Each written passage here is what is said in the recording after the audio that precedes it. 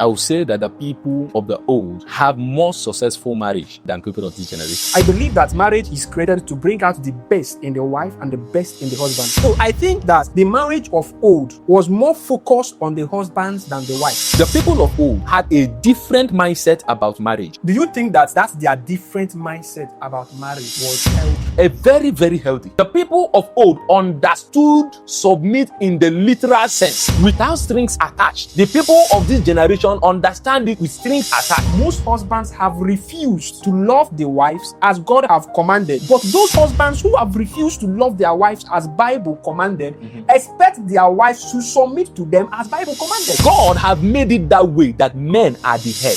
Love comes naturally when there is submission. So you don't think that submission comes naturally when there is love? The position of a man in the family is not just the head, but also the leader. And the position of the leader is not to wait for you to fulfill your responsibility, but to do it for you to do your own. I'm expecting the man to live by example. And the way the man should live by example is by the man practicing that love that is commanded of the man to love the wife. If men and women of this generation can learn from the wisdom of our father, we are going to have a very beautiful marriages everywhere. The people of old, their goal in marriage is simple. I am here to do my will under my husband's will. Meaning your will supersedes their will. So in this time now, do you think the challenge we are having here is most wives not allowing the will of the man to supersede their will? Or most wives having their own will being killed by the man? Welcome once again, our wonderful viewers out there. Welcome to Love Forge, where we discuss everything love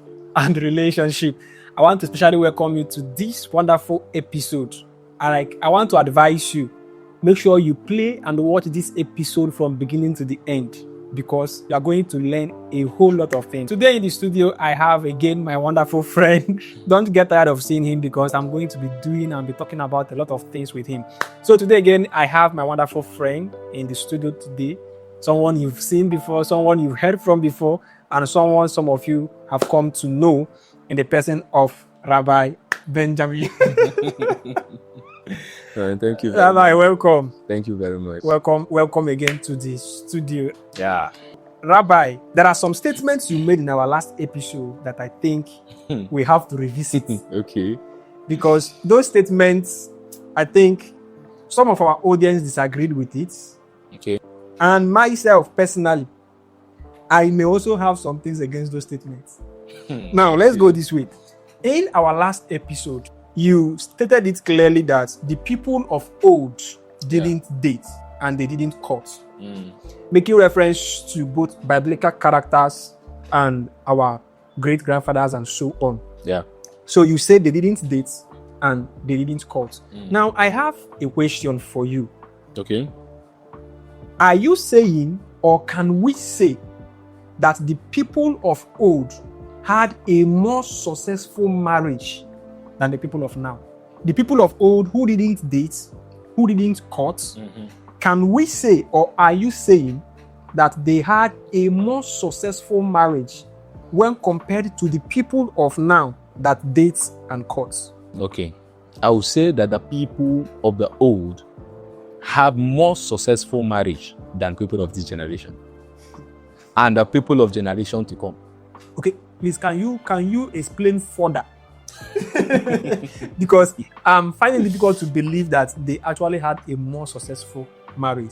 So I don't know if there are maybe instances you want to cite or things you want to point out, or just look for a way to explain it to us to make us understand and maybe think towards believing that the people of old who didn't date and who didn't court had a more successful marriages than we that date and court now. Okay, let me start with this one. Right? I'll try to limit my reach so that the question will guide the angle will go more. Now, the people of old, if you the last podcast or the last meeting, I told you that they have a pattern. Okay. Whereby families look at somebody from the childhood. Okay. Families had pattern. Okay. One of the reasons why God said to the Israelites that they should not marry from outside Israel is because Israel already have a pattern. Okay. You understand? Okay. And that pattern have already shaped your mentality, shaped your character, shaped your understanding and even your faith. Okay.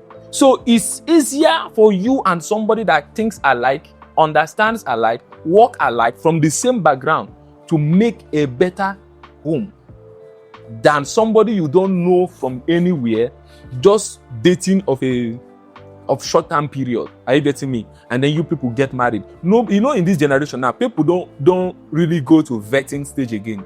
In the olden days, our fathers will go to the woman's community and ask questions. The same with the woman's community will come to the man's community to ask questions. Those things are no longer done these days. You understand? And the most important part of the whole thing is that the mindset that people go into marriage with in this generation is different from what our parents did or had when they were going into marriage. Number 3, the parenting strength or parenting capacity is declining speedily per generation. In the olden days, the parenting was very, very unique, very strict, very, very, how do I put it? Even in our own generation, you know how your parents beat you to behave. But you don't do that these days again. Parenting have gone very down. And the more it's going down, the more unprepared and unqualified people we are producing that will enter into marriage. All right, man of God. I think I think I understand the. Okay, it's like I'm running too fast. No, I think I understand the angle you are coming from. Okay. But I don't know why there is this thing inside of me that always fight against the marriage of old. Okay. Okay, so let me come this way, because when I said I disagree with the fact that the people of old had a more successful marriage than the people of now, this is what I was actually trying to say. The people of old, from my own view, had a more endured marriage than the people of now. Okay. The people of old had a more stayed in marriage than the people of now. Because personally, I don't measure successful marriage by how many years that marriage lasted. Okay. I measure successful marriage with how long that marriage was enjoyed, number one, and what was the impact of that marriage on the two people and then their children. Okay. When I mean the two people, that I believe that marriage is created to bring out the best in the wife and the best in the husband. Okay. So I think that the marriage of old was more focused on the husbands than the wife. So the marriage of old was geared towards bringing out the best in the man, while the woman is more silenced in the marriage. Now, my view about this is this. The reason why the people of old had a more lasting marriage than us is because the girl child was being neglected during the olden days. Our great-grandfathers and the people of old, they took time to train their sons. They took time to invest in their sons. They took time to nurture their sons while they neglect the daughters. So you discover that the girl child is growing up having nothing. And when the girl child gets married to a man, because some level of attention was not given to the girl child, so when it comes to academics, for people that went to school, the girl child might not be trained very well. Okay. When it comes to handwork, the girl child may not even have a handwork, because they will always tell her that one day a man will come and marry you. So no need of sending you to school, no need of training you for you to have a handwork. So at the end of the day, when the girl finds herself in a man's house, that girl have no other option than to remain in that man's house, because the rest of her life may be meaningless if she leave that marriage, considering the fact that she was not invested in. Now, let me stop you there. CL, I do not agree with you that the girl child were neglected. Okay.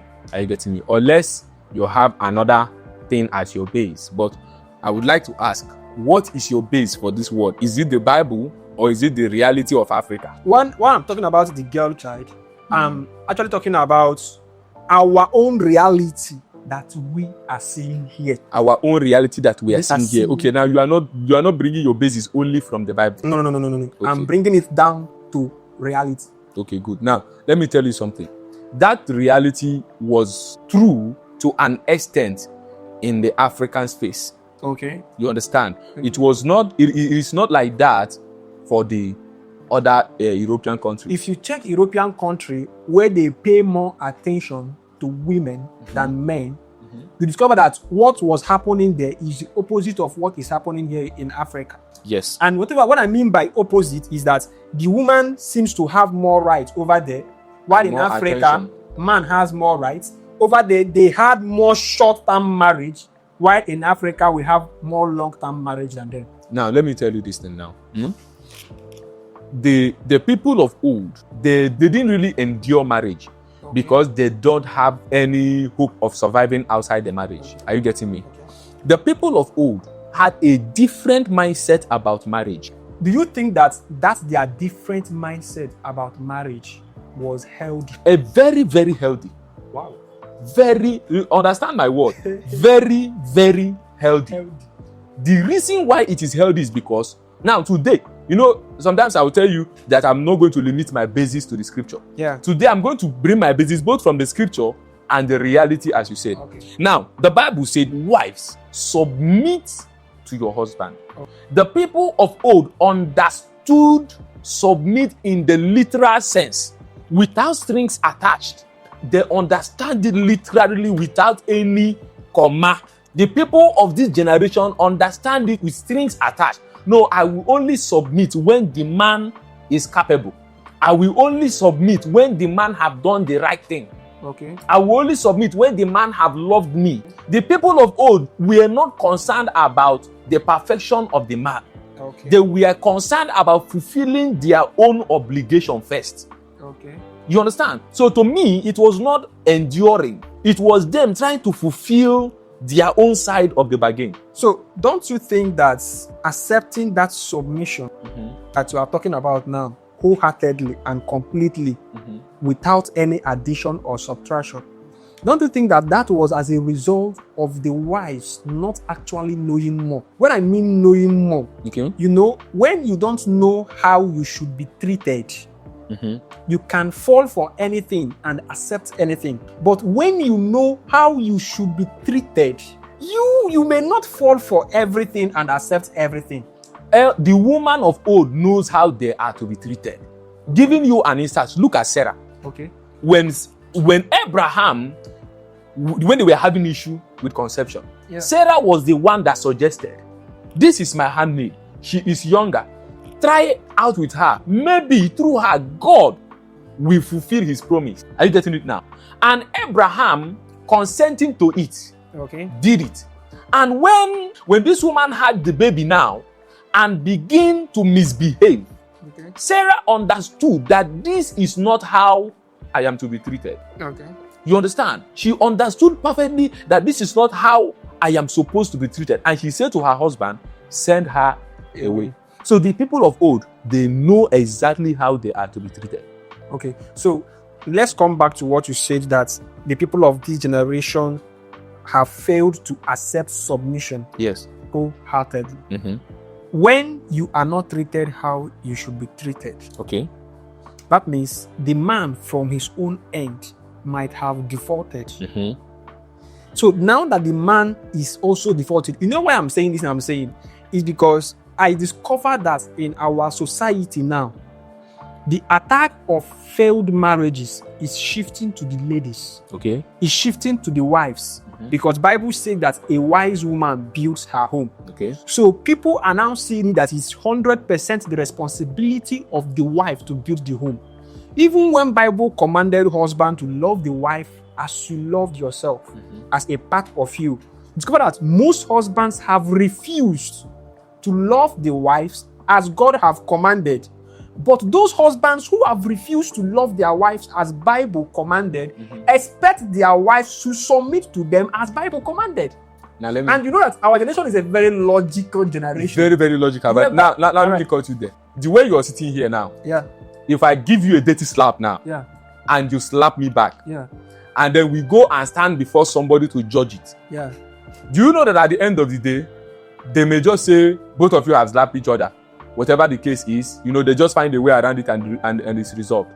But if you slap me now, and I did not slap you back, and then we take the case to somewhere for judgment, are you getting me? And you actually slapped me out of maybe because you are bigger than me. Are you getting me? At this point now, because I have not retaliated, you can now be persecuted. Okay. Are you getting me now? Okay. You will be persecuted or made to apologize to me. Are you getting it now? Because I have not retaliated. That is what they say, that 2 wrongs does not make a right. If the man have not fulfilled his responsibility of loving the woman the way he is supposed to love the woman, it is not supposed to make the woman not to submit in the way she's supposed to submit. Because if the woman did not submit the way she's supposed to submit, she have also lost the moral right to question the love of the man. But the truth about it is that nobody is talking about the man's part of this story. Then it's simply because whoever that is discussing it maybe is biased about it. Let me put it that way. Because truly, men have errors in marriage. Do you know that why I'm saying this thing is because I discovered that one of the reasons why women now have a big question mark about submissiveness and how to submit is because a lot of wives who submitted 100% to their husband as the Bible demanded were abused. Now let me ask you this. There was no time that any guarantee was given that there will not be an abuse. Okay. Anything that is out there, anything that is worth doing is liable to be abused. Are you getting me? This is because, see, let me use our recent mothers as an example, right? There are many people that suffered abuse in marriage, meaning our own generational mothers. Yeah. But then there are also some who had a very good marriage, not because the man was not wrong, not because there were no errors in that marriage, but because they decided to play their own part. If you come to a family where a woman is really playing her own part, the children hardly knows the weakness of their father until, to an extent, when I mean to an extent, the children must have been well exposed before they can really tell that, my father is not doing it right. Okay. Why? Because the woman was playing her role. And it's not an abuse. The woman was playing her role, or the woman was enduring the marriage. You choose to call it enduring, but I don't call it enduring. Do you know that a good percentage of women in marriage now are in that marriage because of their children?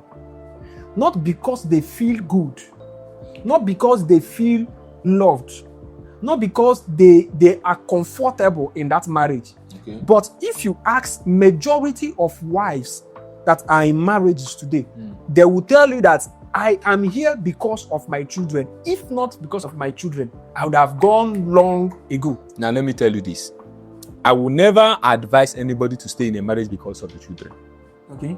Are you getting what I'm saying now? Okay. Because I'm here because of my children is not a base. It's not a reason enough. Because without the marriage, you can still give your children a good life. Okay. I get what I'm saying now. Your children can still have a wonderful life without the marriage. But the point is, the point I'm making is this. See, I want you to understand me very well.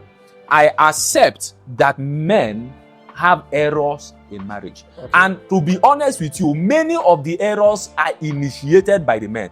Okay. There's many chaos that erupts in a marriage starts with the men. I get what I'm saying. Now, the thing here is that the problem is that when this error starts with the man, the woman will now also go out of her own role. Are you getting what I'm saying now? To now begin to complement the error of the man. Now both of them will begin to live in the error. Okay. Now there will be no room for correction. Okay. Are you getting what I'm saying now? Yeah. If you are telling me that you will not submit to me because I have not loved you, are you getting me? How am I going to know when you love me? When you are submitting? So why not the man love first before insisting on submission? You know why I'm saying this? If you go back to Ephesians, you have already if you turn it that way, you will become a feminist. And you know I don't like anything. Okay. Listen, in the beginning, okay, God created a man first. Okay. Yeah, you see, you do know how you feel as the first son, and then they tell your younger brother to take something before you. Yeah. You know how it feels. It's like they are now belittling you. Yeah. Are you getting this now? Okay. So now God have made it that way that men are the head. Okay. And women are the supporters. They are the subordinate. You can never turn it to say the woman should be the head and let the man be the subordinate. Okay. That is what it means when you begin to say, why will the man not love first, then the woman submit? You will not use your hand now, as you are now, to go and bring a woman that we wait for you to love her first before she submits. Love comes naturally when there is submission. So you don't think that submission comes naturally when there is love? It also happened that way. I believe that the position of a man in the family is not just the head, but also the leader. Exactly. And the position of the leader is not to wait for you to fulfill your responsibility, but to do it for you to do your own. Okay. So when I'm talking about family settings, I'm expecting the man to live by example. Exactly. And the way the man should live by example is by the man practicing that love that is commanded of the man to love the wife. So when you are leading in the place of love, I discovered so well that it may be only 3% of women who will not submit to a man who truly loves them. And who truly loves them, because you know, it's one thing for you to love somebody, another thing for you to love that person the way that person wants to be loved. Okay. So I discovered that it may be only 3% of women who will not submit to a man who actually loves them the way they want to be loved. I'm thinking that this will should be turned to the opposite side, whereby men should be taught on how to love the wives. I made a funny video some time ago. I said, when you browse online about marriage, you will see 1,000 ways to take care of a man, 37 ways to respect a man, 57 ways to handle a man. But when you check the other way around, nobody is talking about how to love a woman. Nobody's talking about how to care for a woman. Nobody's talking about how to treat a woman. No. So is it only the women that will now be treating the men? Meanwhile, if the man can love sincerely, the woman can also submit. The thing is this, why you browse it and get it like that is because that browser cannot really tell you how to love a woman. Okay. It cannot really tell you what a woman wants, because see, women are in what, if you look at it from one angle, they are not difficult to please. Okay. Are you getting me? Okay. If you treat a woman right, the woman can be a woman for you. Yeah. Are you getting me? Yeah. She can be as like she'll be as dumb as anything. Yeah. Because you have treated her right. Okay. But if you look at it from another angle, what it takes to treat a woman right, is not just the love of a man. Okay. Now, the reason why this generation now we are having all these challenges and the blame seems to be going to the women is this: the parenting is failing. Okay. What prepares people for marriage is not just listening to this podcast we are doing now. Yeah. It's not just listening to one pastor that may not even be sound in marriage issues. Yeah. Are you getting me? Yeah. Anybody can come online and say anything they want to say. What really prepares you for what is called marriage is your mother and your father. Okay. If they miss that training from childhood of how to manage a man and a man how to manage a woman, the marriage will definitely have issue. Every other information you are getting, if you were nurtured well by the parent, will be sharpening. Okay, let's take it this way from our own society here in Nigeria. Who do you think receives more attention from the parents now, the man or the woman? Because as long as I'm concerned, the boy child is now being allowed to mess up because he's a guy, while the girl child is kept to be trained. So in our old generation now, in this present time, who do you think receives more now attention? I don't even think anybody is receiving attention now. Both the male, both the female, nobody's receiving attention. Are you getting me? Nobody. Mothers are because of the same idea that women are not, how do you put it before? That women were ignored. You understand? They really don't have anything, so they are enduring marriage. People who had this idea, those women in this generation are busy building careers. And their children are not. You know, we come to this issue of building careers maybe in our next episode. Okay. Because I also discovered that one of the lens that men are looking at women, or some believers are looking at the women, because we were told that the man carries the vision and the woman supports. Yes. So some people have relegated the women as people who are visionless and purposeless. No, I don't agree with that. So when a woman builds or goes after building an empire, sometimes some immature men and some men who don't have understanding begin to attack the woman because the woman is building an empire. Most times they are now seeing the woman that the man ought to be more successful than the woman. The man ought to be more fulfilled than the woman. The man ought to be more announced than the woman because he carries the vision and the purpose while the woman supports. And of course, they told us that women are helpmates. Yeah. So some people have interpreted that helpmate to be under helpmates, not knowing that your helpmate can be above to help you. Okay. So we are going to come to this issue of women building empires to know the impact and the effects of ambitious women to their marriages. Okay. If a woman should be ambitious and if a woman should not be, if a woman should pursue her own dream and if a woman should not. Okay. So, but coming down to our discussion for today, that our people of old had better marriage. Had that better than one called they pay me now. Do you know that this thing you are saying, I'm just thinking about it now. That better than one called they pay. Do you know that our fathers, see, I've learned something. If you want to have a successful marriage, forget these many mentors and online and all these things. Go back and look at the wisdom of our fathers. If men and women of this generation can learn from the wisdom of our fathers and modify it, are you getting me? Modify, you not redefine. Okay. Modify it. We are going to have a very beautiful marriages everywhere. So our fathers of old wanted our mothers to be productive, to be engaged. What they didn't want was you being too engaged to pay attention to the family. The career is beautiful, but not at the expense of the family.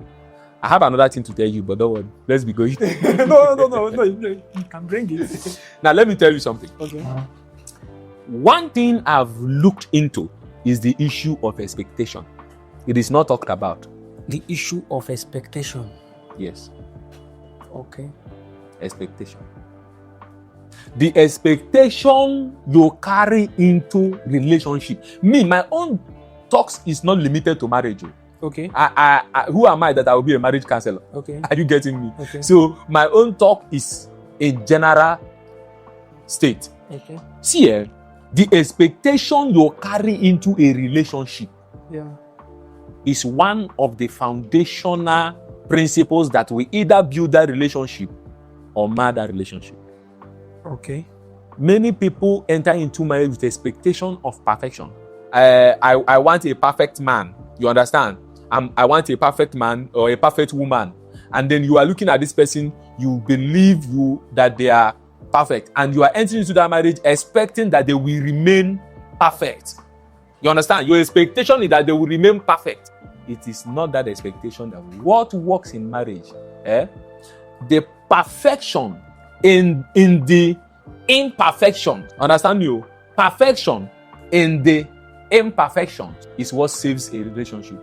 The people of old, when I looked at them, I realized that what saved their marriage was not endurance. It was not because the man was perfect, the woman was perfect for each other. It was because they were able to understand each other to the point where they become perfect in the other person's imperfection. Now, I already know that you are somebody that, let me say, for example, a woman knows that the husband is already somebody that used to shout.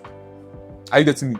And maybe in the time of the relationship, he was maintaining it, not really shouting, being all nice, and you're expecting him to be like that. Now you enter into this relationship, and then he begins to, maybe pressure of marriage comes, and he begins to shout anyhow, unlike him. That your expectation, has been broken. Yeah. Now, at this point now, if you were able to become perfect in his imperfection, meaning understanding that shouting part of him and learn how to manage it. Are you getting where I'm going? Yeah. You learn how to manage that he's shouting. So instead of that he's shouting, he make you uncomfortable and unhappy and make you begin to nag too. you look at it and say, when you finish shouting, you know where to meet me. But the moment the next person is like, why will you shout? Why will you be shouting at me? Why will you do? What is that? You are not behaving well. You are not behaving like the man. Problem come. Our mothers know our fathers so much that they can categorically tell you, don't worry, just be looking now. If you are this shouting is shouting now, just wait now. What is happening here? The woman have become perfect in the man's imperfection, knows how to tame that lion in him. The same for the man to the woman. Once we catch this part is not. Have you heard about this one? It is not. It's rarely talked about. If the man also understands this part of the woman and learn how to tame that lion in her at that point, to manage that imperfection, it will get to a point where both of them will synchronize and become like brothers and sisters. It's no longer marriage again. I had Apostle Udochukwu saying something recently. I just came across the video. He said he was in the altar shouting that he will lock himself inside until whether he hear from God or something.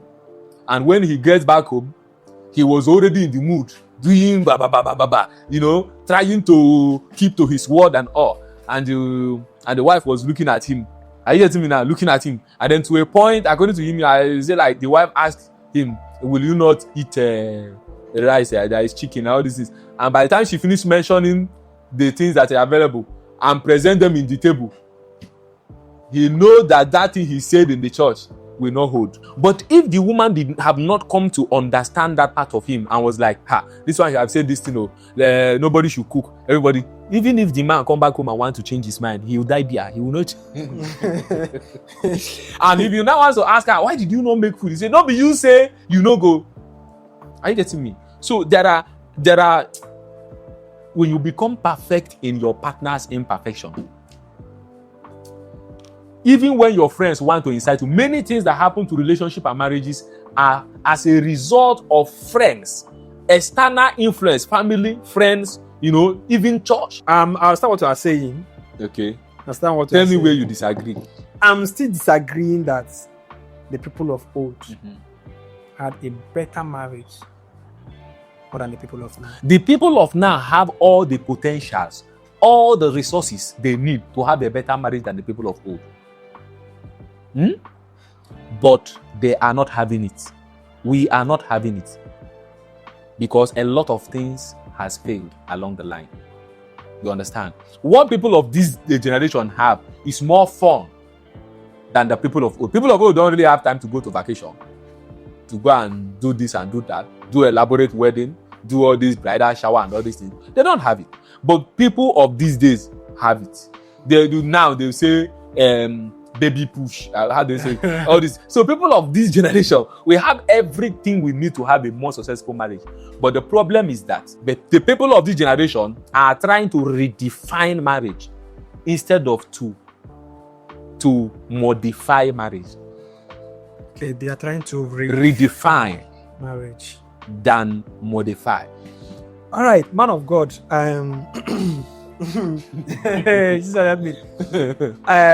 At this point, I would not like to stretch it more. You have agreed with me. No, I'm not agreeing with you. Why are you not agreeing with me? Because I still believe. Okay, ask me any question that makes you believe that the people of this generation are having better marriage than the people of the old. The reason why I'm saying that we have better marriage than the people of the old is because I believe that we have a better understanding about ourselves, okay, and how we should be treated. Okay. And because we have better understanding about ourselves and how we should be treated, when we are not treated the way we ought to treat, we show it by our actions and by our response that we are not treated the way we ought to be treated. But the people of old had no option whether treated right or treated wrong. So in their case, their marriage can last for 30 years. Their marriage can last for 40 years. But they were happy in that marriage only for 7 days. But in our generation, a marriage can last for 2 years and they were happy in that marriage for 90 days. Okay. I don't know if you get my point now. Now, Their marriage can be as short as 3 years. But in that 3 years, they were happy in that marriage for a year, for 2 years. But the people of old, their marriage could last for 40 years. But in that 40 years, if you calculate the number of days they were happy and fulfilled and comfortable in that marriage, it's not up to 30 days. They endured for the rest of the days, because during the olden time, when they give you out in marriage as a woman, your mother will tell you, don't think of coming back to this house. Whatsoever you meet in that man's house, handle it. Okay. Because when you come back here, this place will not contain you. Your mother will tell you, that you shouldn't come back here. Okay. And if anything mistakenly brings you back home, you won't spend more than 3 days in that home. They will tell you, Alpha, you can't go your husband's house. So because you know that even your own family have sold you out to the man, no matter what you meet there, whether you are comfortable or not. Now, I'm not saying that marriage should be 100% comfortable, but again, some statements that have been made about marriage, like it provokes me deep inside of me when I hear somebody say that marriage is not a bed of roses. Okay. It pains me inside of me when I hear people say that marriage is war, not a place of enjoyment. It pains me inside of me when I hear people saying that marriage will squeeze you. You know, all those statements have been used by people to describe marriage. Though I understand the fact that there are some level of work we put in when it comes to marriage, but I still don't believe that marriage is work. They are trying to make their reality or their experience other people's reality. No, most times it's not other people's reality, but them trying to tell you that life inside marriage is different from life outside marriage. Because in marriage, we tend to see each other's weaknesses more than we have seen it outside marriage. And seeing each other's weaknesses inside marriage is you being confronted by something you may not be comfortable with. Okay, but where I'm having problem is this. More attention is being focused on the side of marriage being endured. Marriage not being a bed of roses. Marriage not being a playground.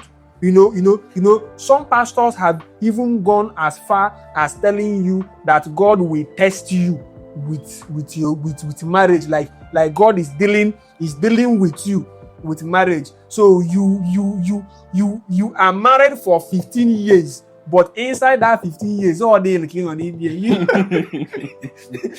you have never drank water and kept and drop your cup in that marriage. Now, the people of old will continue in that marriage.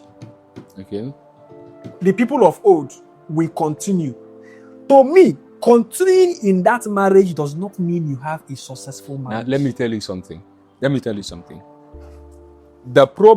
Another problem that the people of this generation have, that is making me to tell you that the people of old had a better marriage than the people of this generation, is because, ask yourself, what is the purpose of marriage?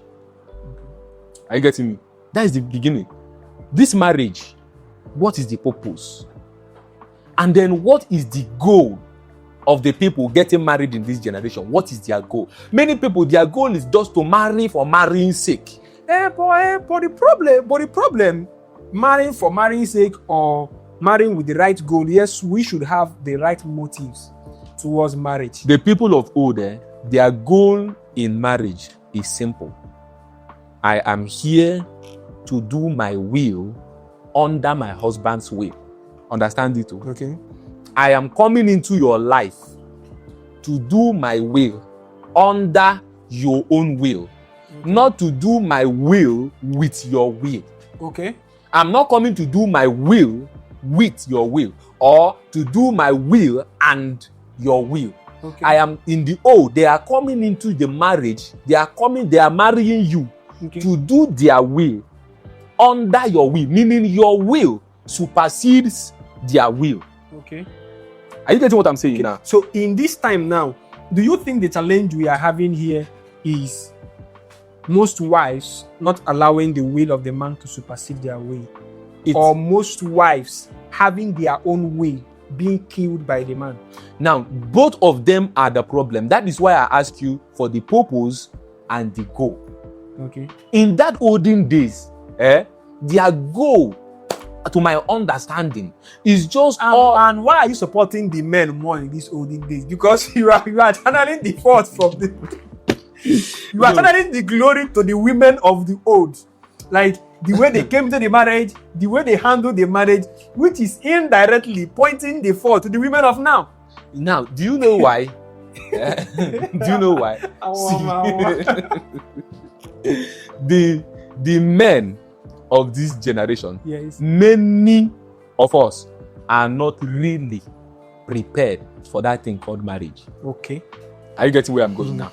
Prepared means that we have not had the right information, the right training, for marriage. Are you getting me? That is one. Now, the second problem is the women are not like the men. It's not like they don't have the right information only.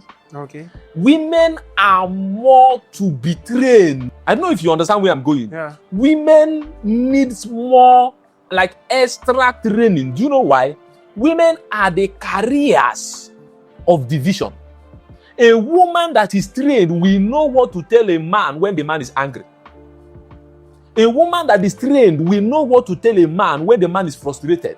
A woman that is trained will know how to approach the man when she sees you are in a mismood. She can't tell whether you are happy or you are not happy. Whether you understand. She will not say, ma, go rest so before somebody will bite me here. Are you getting where I'm going now? The training. Women are, see, I'm not being against women. I'm trying to make women understand their position. Okay. Women are carriers. You know, I told you the other time that women saves men from themselves. Yeah. There are machines that run to the point that they can self-destruct. Yeah. But because of some mechanism like maybe water pump, some cooling system, they'll be able to, help the machine to continue to go. Yeah. If men continue without women, men can easily disrupt and corrupt and just spoil. So the role of the women, they are the carriers. Once they fail, the whole system is likely to fail. So you understand where I'm going? I'm not trying to be biased. I'm trying to make them understand their role. It's very crucial. Very, very important that, see, no matter who you are as a man, a woman can humble you. Okay. The right woman will humble you. Not humble you by power. Delilah did not humble Samson by power. But the women of this generation think that they need to show you that they are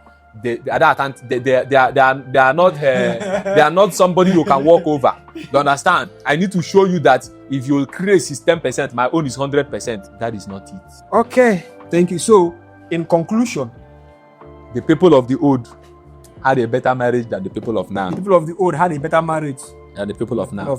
And they will still have a better marriage if nothing is done now than the people of the future, because it's getting worse by the day. Have you gone around to see the kind of youths we are raising now? Okay. The kind of women and men we are raising now that will enter into marriage tomorrow. Okay. So let's take this last question for the next 2 minutes. Okay. What do you recommend, since you have come to say that the people of old had a better marriage than the people of now? What do you recommend?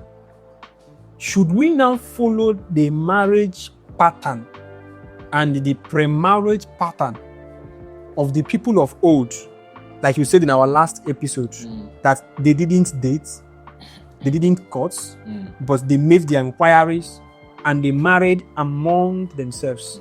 So are you now saying that it will be better for us to go back to their pattern of premarital process in order to be able to get the result they got in their own marriages? Or should we continue with our own premarital process?